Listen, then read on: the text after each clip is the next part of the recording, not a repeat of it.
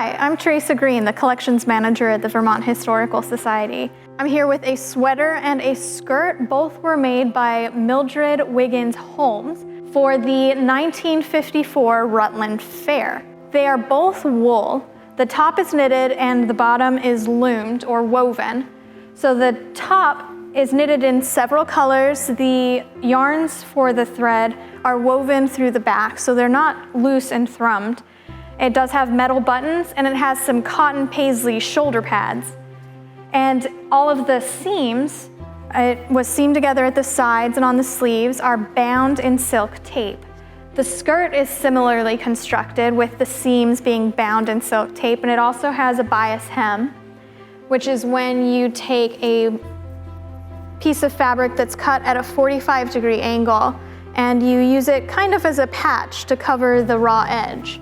So Mildred Holmes entered these into the competition at the Rutland County Fair, but she also ran demonstrations at the same fair where she showed how to process wool from beginning to end. The reason she was chosen to give these demonstrations is because at the time she worked at Spring Lake Ranch, which was a therapeutic community for the mentally ill. And the idea behind this community was that instead of hospitalizing the mentally ill, it would be more beneficial to them to be placed into a community with everyday activities, a period of work and a period of play. Mildred Holmes, along with her patients, raised a flock of caracal sheep and processed and wove the wool, and this skirt is made from that wool.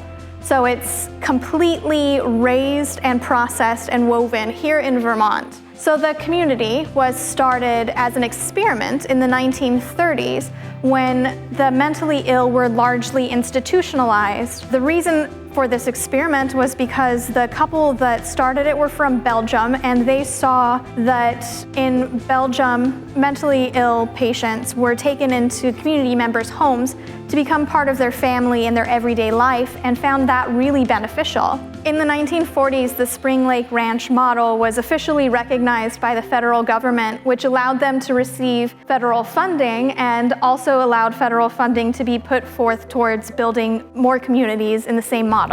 The sweater won first premium at the Rutland Fair, which is essentially first prize in its division. The skirt did not win a prize, but it may just have been the demonstration piece that she was working on. The skirt is actually undyed wool. It's made from the wool of a caracal sheep, and it's a black-wooled sheep that is native to central northern Asia, and at the time, the majority of them were in the Soviet Union, but it was a very fashionable fleece material. To learn more about this or any other object in our collection, visit us at vermonthistory.org or follow the Vermont Historical Society on social media.